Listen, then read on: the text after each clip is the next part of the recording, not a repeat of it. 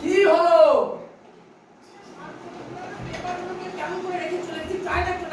কার আবার পেপার নষ্ট করে গেল? লেখুন তো লেখ। লোহা বা লৌহজাত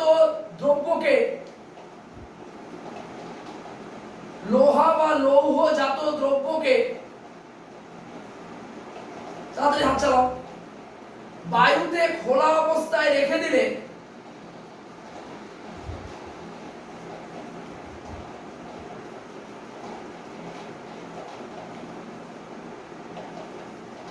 তার উপরে বাদামি বর্ণের আস্তরণ পড়ে।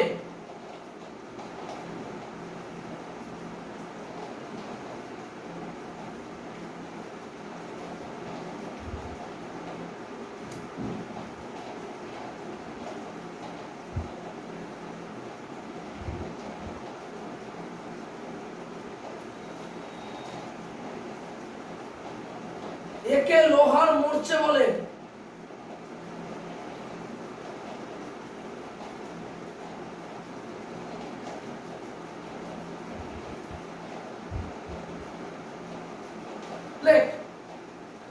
বিশুদ্ধ লোহায় মরচে ধরে না।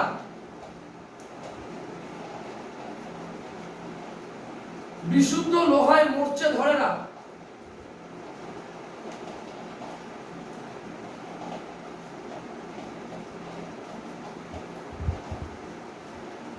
তাহলে যে সমস্ত লোহায় অশুদ্ধি থাকবে সেখানে মরচে ধরে। তাহলে যে সমস্ত লোহায় অশুদ্ধি থাকবে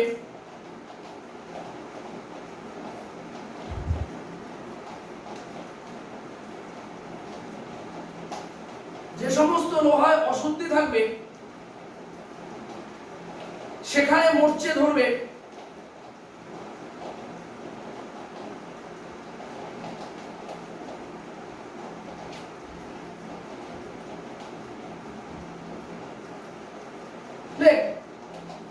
লোহার মধ্যে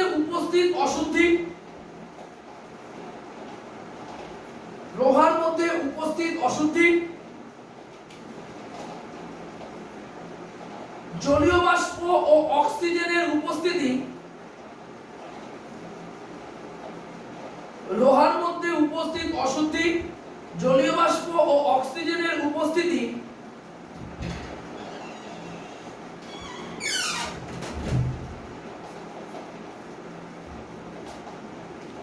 এর উপরেই লোহার মরচে পড়া নির্ভর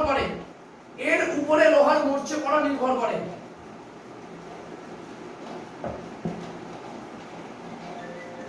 আমি কিন্তু প্রত্যেককে বলছি, আমি কিন্তু যেভাবে লিখিয়ে দিচ্ছি এভাবে পরীক্ষা হলে লিখিস, তোদের প্রত্যেকের ক্ষেত্রে সুবিধা হবে। এবার নিচে লেখ লোহার মরচের উপাদান।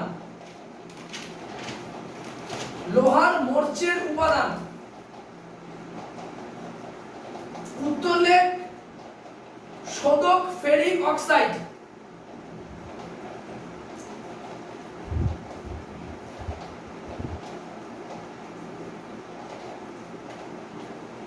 Fe2O3.XH2O Fe2O3.XH2O Fe2O3.XH2O Fe2O3.XH2O Fe2O3.XH2O এই X মানে এখানে 3 হবে, তার মানে Fe2O3 ডট কত 3H2O।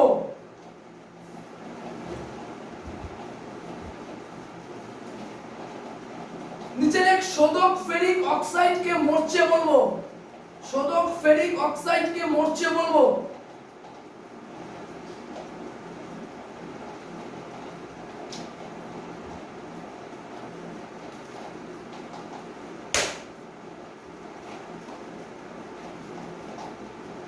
মরচের জন্য লোহার উপরের সারফেসের আয়তন বেড়ে যায়। মরচের জন্য লোহার উপরের সারফেসের আয়তন বেড়ে যায়। মরচের জন্য লোহার উপরের সারফেসের আয়তন বেড়ে যায়।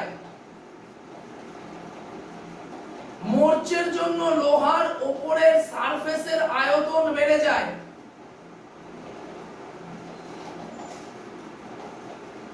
মোর্চের জন্য লোহার উপরের সারফেসের আয়তন বেড়ে যায়। লিখেছিস? নিচে লেখ। আর্থিক ক্ষয়ক্ষতি।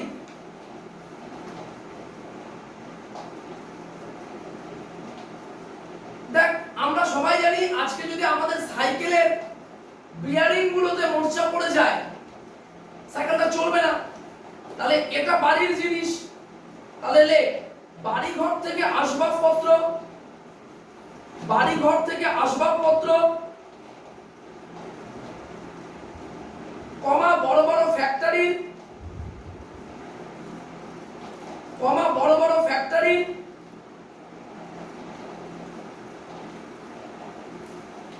আর্থিক ক্ষয়ক্ষতি হয়ে থাকে। বড় বড় ফ্যাক্টরির আর্থিক ক্ষয়ক্ষতি হয়ে থাকে।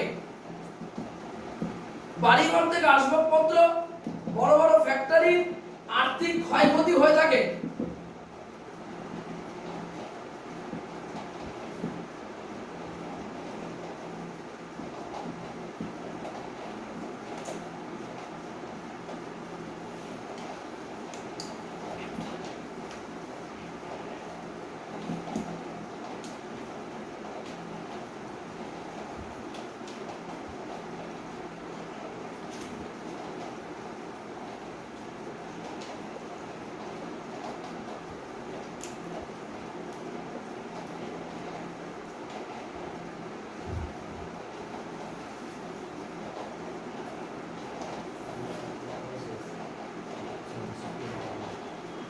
লেখ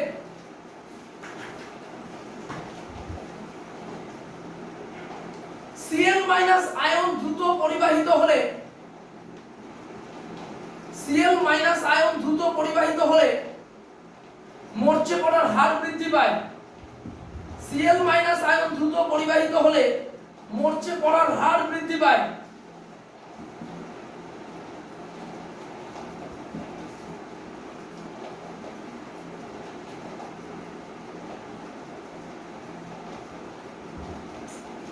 এবার আজকে লাস্ট টপিক, আয়রনের ক্ষয় বা মোর্চে গঠনের তত্ত্ব।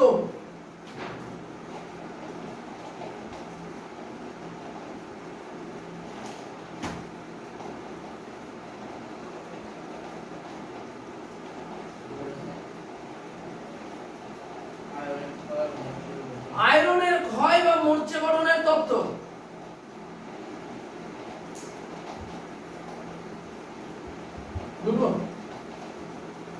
দেখ, আমরা যদি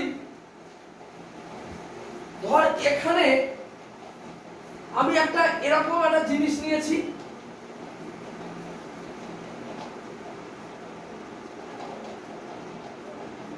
নিলাম তো, এই জায়গাটা ধর আমার একটু রোধের মতো নয়, এই জায়গাটা আমার একটু আঁকা বাঁকা টাইপের একটা জিনিস হলো, মানে মসৃণ জিনিসটা নয়, একটু বেঁকানো বা একটু অন্যরকম, মসৃণ নয়, এরকম একটা জিনিসের সৃষ্টি হলো। এবার কথা হচ্ছে এই প্রান্তটাকে আমরা নাম দেব,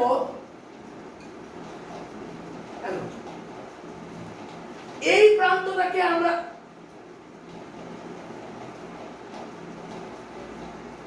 এই উপরের যে সারফেসটা চেঞ্জেশন হচ্ছে, মানে রাফ সারফেস, টোটাল মসৃণ সারফেস নয়, এই প্রান্তটাকে অ্যানোড এবং এই প্রান্তটাকে নাম দেব ক্যাথোড।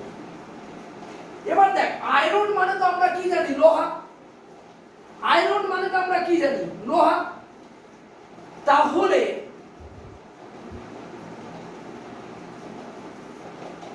প্রথমে আমরা কি করব সেই জিনিসটাকে বল।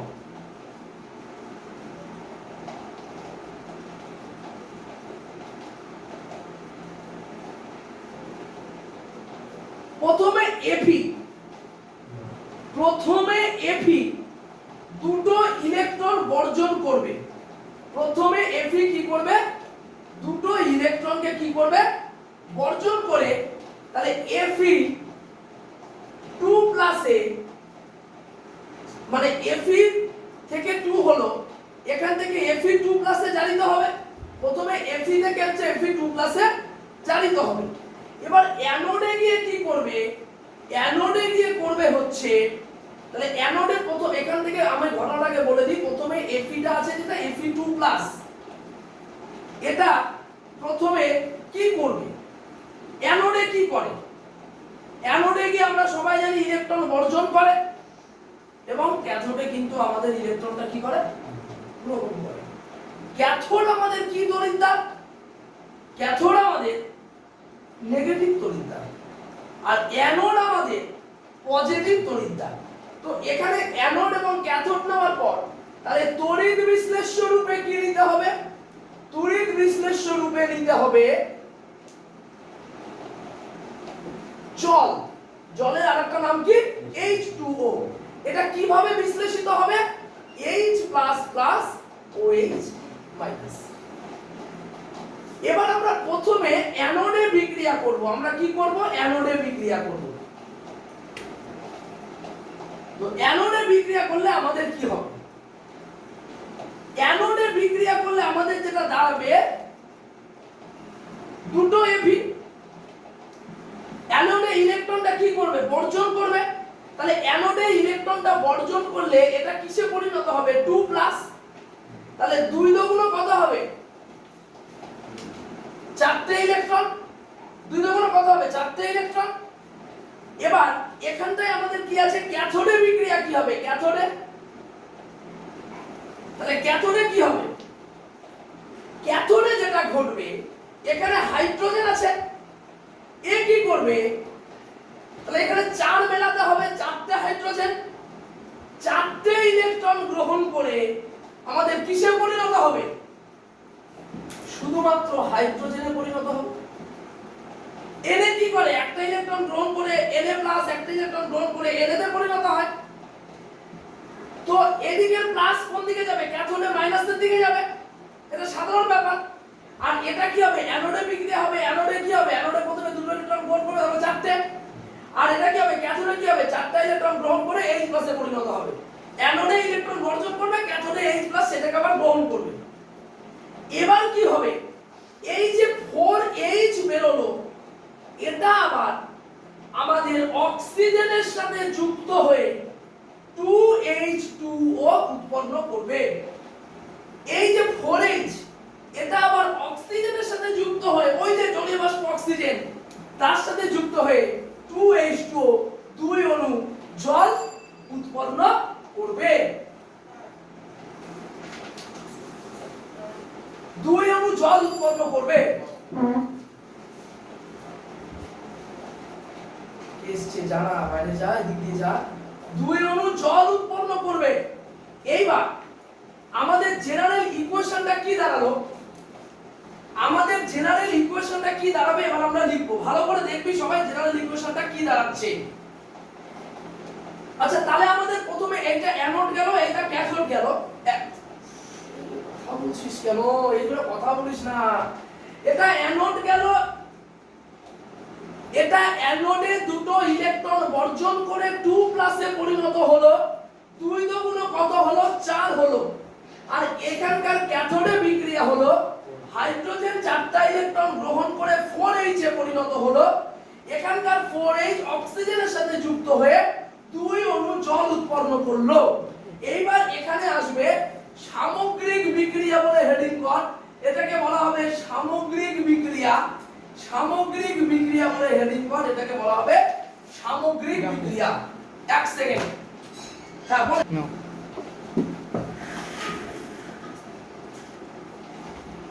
আমি কি বললাম? প্রথমে অ্যানোডে বিক্রিয়া। প্রথমে আমি কিসের বিক্রিয়া বললাম? অ্যানোডে বিক্রিয়া। অ্যানোড মানে কি? ইলেকট্রন বর্জনের বিক্রিয়া। তাহলে দুটো প্লাস হলো, দুটো ইলেকট্রন, যদি দুটো Fe দুটো ইলেকট্রন ছাড়ে তাহলে দুটো প্লাস হবে। তাহলে 2 দুগুণ 4টে ইলেকট্রন হয়ে গেল। এবার সেই জায়গাটায় দাঁড়িয়ে এখানে তো একটা হাইড্রোজেন আছে, তাহলে এইটা নিশ্চয়ই ক্যাথোডের দিকে যাবে। তাহলে 4H থেকে 4টে ইলেকট্রন গ্রহণ করে 4H এ পরিণত হলো। 4H টা অক্সিজেনের সাথে যুক্ত হয়ে 2H2O উৎপন্ন করলো। মানে 2 অণু জল উৎপন্ন করলো। এবার সামগ্রিক বিক্রিয়া থেকে কি লেখা যায়? প্রথমে এই সাইডে গুলো দেখ, এই সাইডে কি নিয়েছি 2Fe, সবাই লেখ 2Fe লেখ।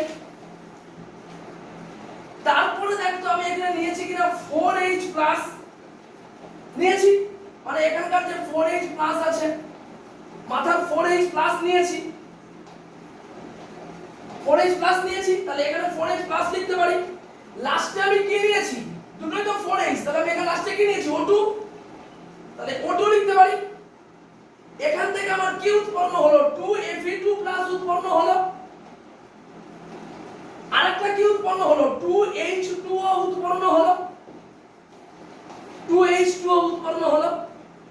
এইবার আমি কি করব একটু চিন্তা ভাবনা করে বল।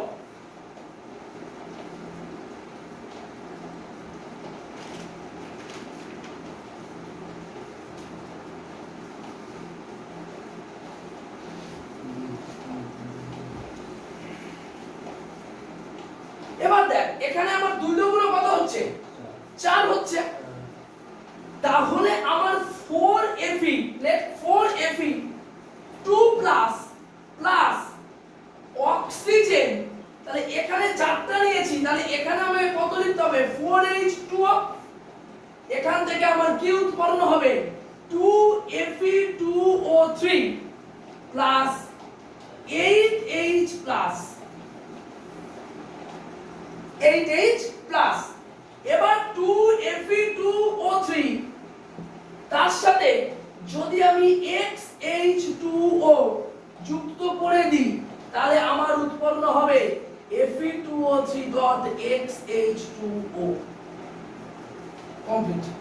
শোধক ফেরিক অক্সাইডের সংকেত Fe2O3.XH2O লিখেছিলাম দেখো। তাহলে আমি কি বললাম? এটা অ্যানোড, এটা ক্যাথোড। এর তড়িৎ বিশ্লেষ্য রূপে জল নিয়েছি। জলকে ভাঙলে কি হয়? H plus OH minus. আয়রনটা কোন দিকে যাবে? অ্যানোডের দিকে যাবে। দুটো ইলেকট্রন বর্জন করে 2Fe2 প্লাস তার সাথে 2 গুণে 4 মানে 4টা ইলেকট্রন হয়ে গেল। ক্যাথোডের দিকে H প্লাস যাবে, 4টে আছে, 4টে ইলেকট্রন গ্রহণ করে 4H হবে। 4H অক্সিজেনের সাথে যুক্ত হয়ে জল উৎপন্ন করবে। সামগ্রিক বিক্রিয়াতে কি কি লাগলো? 2Fe2 লাগলো, 4E ক্রস আউট হয়ে গেল। 4H এর দুটো থেকে একটা 4H প্লাস কে নিলাম, আর একটা কাকে নিলাম? অক্সিজেনকে নিলাম। তাহলে ওখান থেকে আমার কি পড়ে থাকলো? এদিক থেকে 2Fe2 আর এদিক থেকে 2H2O পড়ে থাকলো। এইবার কি করব? এইবার দেখ, এবার এই যে 2Fe2 প্লাস 2H2O উৎপন্ন হলো, এইটাকে আমরা 4Fe2 প্লাস প্লাস O2 জলীয় মানে অক্সিজেন তার সাথে জলের বিক্রিয়া করালাম। 4Fe2 তার সাথে অক্সিজেন, এখানে 4 নিয়েছি, 4 নিলাম, বিক্রিয়া করালাম, উৎপন্ন হলো 2Fe2O3। এই 2Fe2O3 প্লাস XH2O, তাহলে এইটার সাথে বিক্রিয়া করলে 2Fe2O3 প্লাস 8H প্লাস উৎপন্ন হবে। এবার যে Fe2O3 2Fe2O3 XH2O এর সাথে যুক্ত হয়ে কি উৎপন্ন হলো? Fe2O3.XH2O। তার মানে আমাকে বিষয়টা কি বলছে? প্রথমে আমরা একটা সারফেস নিলাম, আমরা জানি মরচে ধরলে উপরের সারফেসের আয়তনটা বেড়ে যায়। লোহা কি করলো? লোহা যেটা করলো, দুটো ইলেকট্রন বর্জন করে 2Fe2 প্লাস প্লাস 4E, এটা আমার বিক্রিয়া হয়ে গেল অ্যানোড। এবার আসলাম ক্যাথোডটারে বিক্রিয়া। H কি করলো? হাইড্রোজেন কি করলো? ইলেকট্রন গ্রহণ করে 4H, ওই 4Hটা অক্সিজেনের সাথে যুক্ত হয়ে গেল, যুক্ত হয়ে 2H2 উৎপন্ন করলো। এবার ওই যে 2Fe প্লাস 4H প্লাস এই বাঁ দিকের গুলোকে এক সাইডে নিলাম, সেখান থেকে 2Fe2 প্লাস 2H2O লিখলাম। এবার ওই যে Fe2 প্লাস 2 গুণ 4 অক্সিজেন আর জলের উপস্থিতিতে কি উৎপন্ন করলো? 2Fe2O3 প্লাস 8H প্লাস, সেই 2Fe2O3 XH2O এর সাথে যুক্ত হয়ে কি উৎপন্ন করলো? Fe2O3.XH2O। তাহলে আমি কি বলেছিলাম? বিশুদ্ধ লোহাতে মরচে পড়ে না, 100% পিওর লোহাতে পড়ে না। যে লোহার মধ্যে অশুদ্ধি, জলীয় বাষ্প এবং অক্সিজেন তার চারিপাশের আবহাওয়াতে থাকবে, সেই লোহাতে কিন্তু মরচে পড়বে। এটা হচ্ছে আমাদের সামগ্রিকভাবে লোহায় মরচে পড়া চ্যাপ্টারে, আর একটু বাকি আছে, ওটা পরের দিন ডিসকমপ্লিট। হ্যাঁ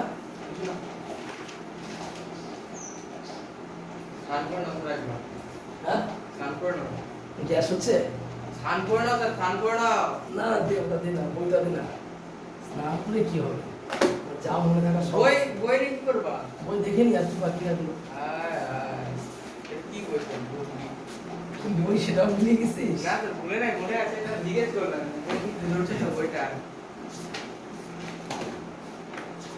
রুদ্র, রুদ্র, এ রুদ্র, চোখের মধ্যে ঝাপসা দেখতেছিস?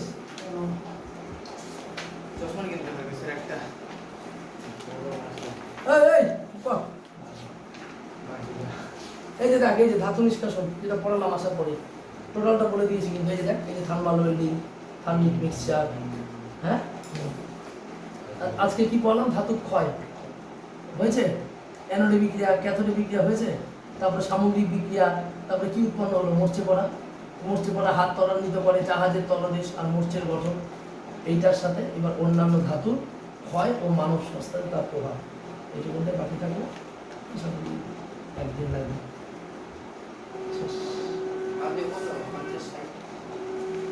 হলো, তারপরে চ্যাপ্টার শুরু হয়ে যাবে, যদি বাদ দিস তোর ব্যাপার, যদি ভদ্র অবস্থানে বাদ দিবি না।